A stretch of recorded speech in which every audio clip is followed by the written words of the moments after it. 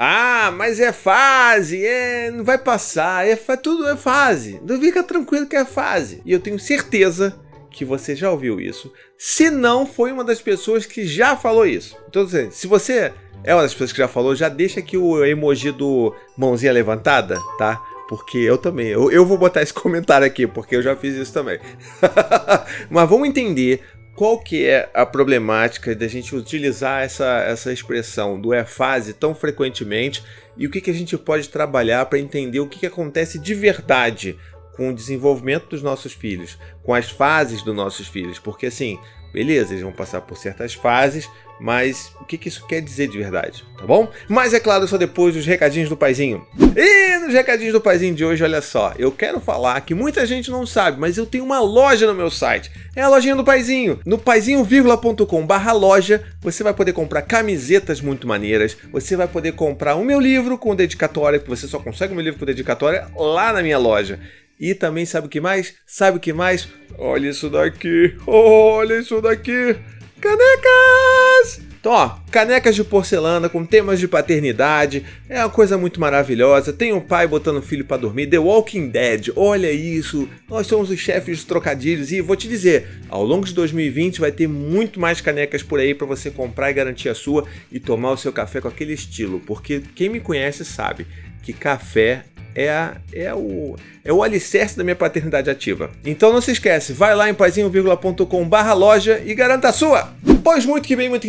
Vamos entender aqui então essa questão da fase, tá? Por que eu tenho algumas questões com isso? Primeiro porque, normalmente, quem recebe essa expressão como resposta de uma outra pessoa é normalmente uma pessoa que está passando um perrengue, né? Aquela mãe, aquele pai que está com um bebê pequenininho, por exemplo, que o sono desgringolou completamente, o bebê não dorme mais, dorme nos horários esquisitos, tá acordando pra caramba, tá colado no peito da mãe, e aí aquela pessoa quer desabafar, quer abrir o coração, o que ela quer? Ela quer um abraço, ela quer nem que seja um abraço virtual, e aí ela vai falar sobre as dificuldades dela, e o que ela recebe?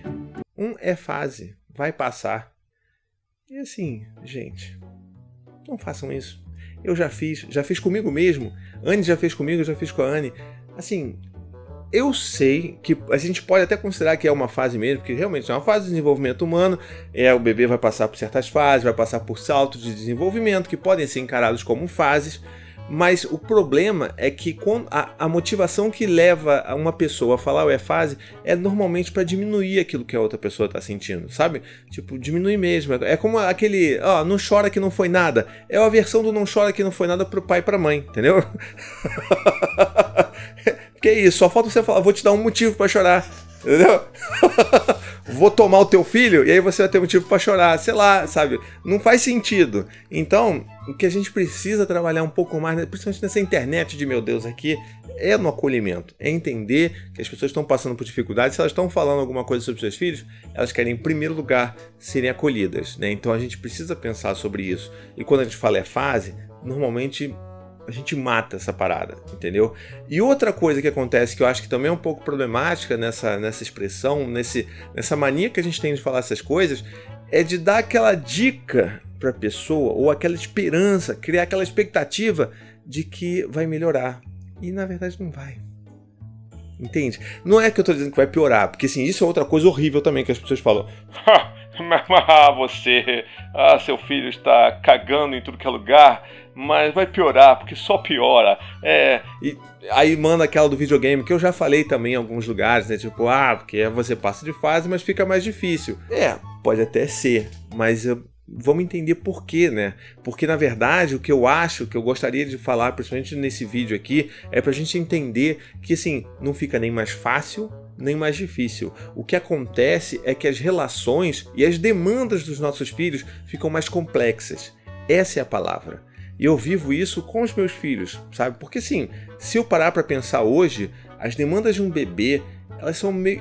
Pra mim, não tô dizendo pra você que tem um bebê pequeno aí que tá ouvindo, que você deveria se sentir mal porque você não deveria estar se sentindo cansada por causa disso. Porque é treta. Quando você tem um bebê, é treta. Mas hoje que eu tenho a comparação de como é lidar com uma criança de 4 anos, de 2 anos, de 3 anos, 7 anos, é como se fosse mais fácil você criar um bebê.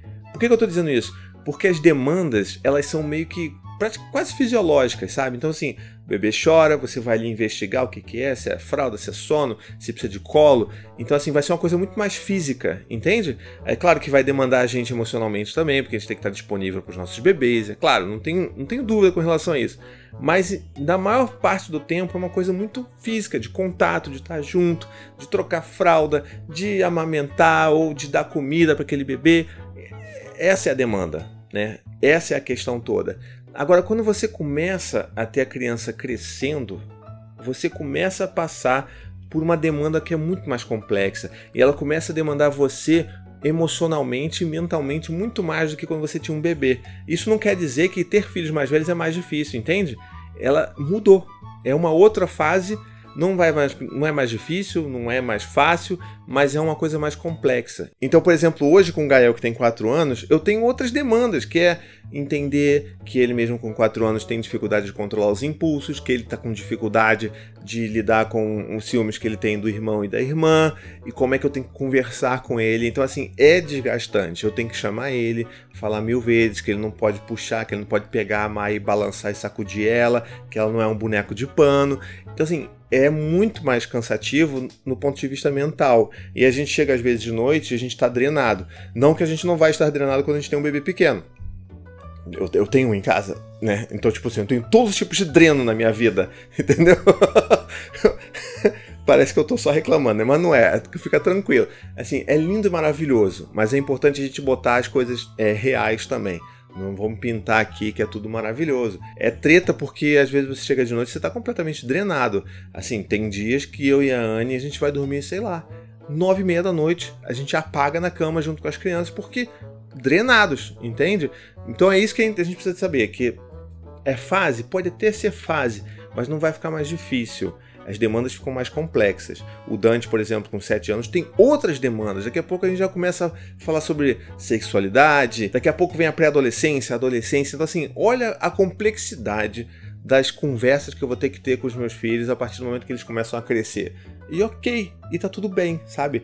Inclusive, esse tema desse vídeo aqui, eu postei uma foto do Gael deitadinho, todo fofinho no Instagram, lá no meu Instagram, no @paizinho_oficial. E assim, o que deu de comentário de pessoas falando assim, meu Deus, é verdade que as pessoas não falam de fase pra mim, e eu não aguento mais ouvir isso, eu só queria ter um pouco de acolhimento. Então, eu acho que é essa que é a mensagem desse vídeo. Vamos ter um pouco mais de acolhimento, entender que cada fase, que cada mãe ou cada pai passam, precisa de acolhimento, independente se você aí tá com 5 filhos e achando que eu não tenho direito de reclamar, por exemplo. Porque eu, quando eu tinha um filho só, quando o Dante era bebê, muita gente por aí achava que era um absurdo eu estar falando sobre ter filho, porque a pessoa tinha 2, tinha 3 filhos e achava que não, você não tem direito de reclamar, porque afinal de contas você só tem um filho.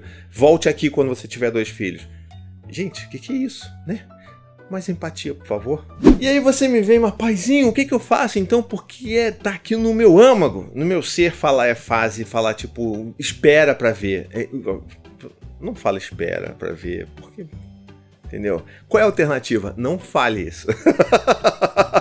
Tô brincando. Assim, o que a gente pode fazer pra acolher esse pai, essa mãe? E eu tenho um pouco de experiência nisso, porque enfim, há 7 anos atrás, eu criei o grupo do Criação com Apego lá no Facebook e assim, desde lá até aqui, o que eu mais tenho feito é conversado com famílias, com mães, com pais e trabalhando essa questão do acolhimento nos meus encontros, no meu grupo de apoio, que vai retomar em 2020, tá bom? Você que tá vendo esse vídeo agora, fala aqui, ó, eu moro no Rio, eu quero o grupo de apoio. Então você deixa aqui nos comentários também que eu vou saber que você tá afim, tá legal? Então assim, eu sei que é difícil, mas a gente às vezes precisa parar, se desligar daquilo que a gente tem de vivência, das nossas dificuldades, porque eu sei que às vezes quando a gente fala isso é porque a gente também queria ser acolhido, e a gente tá meio desesperado por acolhimento. Então vamos esperar, respira. Se a outra pessoa fala, caramba, meu bebê de 2 meses...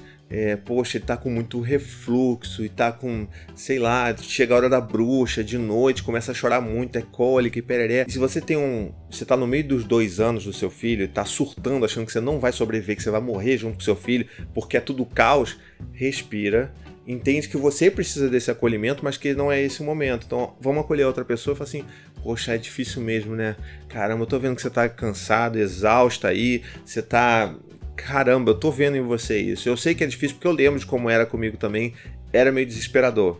E aí pronto. É só isso. Você só precisa mostrar para a pessoa que você entendeu, que você sente aquilo, que você sabe como é, ou pelo menos imagina, que tem coisas que a gente não pode dizer que a gente sente igual, né?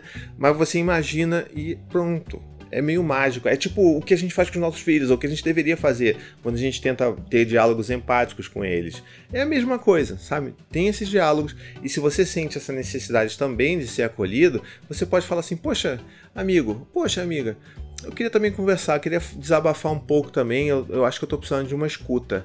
Fala aí sim, eu preciso de uma escuta. Eu acho que quando a gente fala isso, a gente já ajuda a transmitir a mensagem para outra pessoa de que você quer ser ouvido e que você quer ser acolhido.